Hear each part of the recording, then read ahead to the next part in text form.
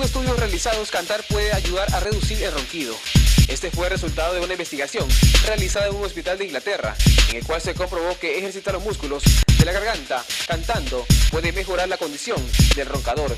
Los ejercicios deben hacerse durante 12 minutos del día el primer mes y 18 minutos en los meses consecutivos, cuando ya sepan bien la rutina. Los estudios duraron 3 años con pruebas de voluntarios que sufren de ronquidos. Allí se descubrió que estos ejercicios funcionan para personas con síndrome de apnea, de sueño pequeño o moderado. Señalan que las personas empiezan a roncar con la edad por falta de tejido muscular en la garganta, así que la terapia es como ir al gimnasio y trabajar un área específica del cuerpo.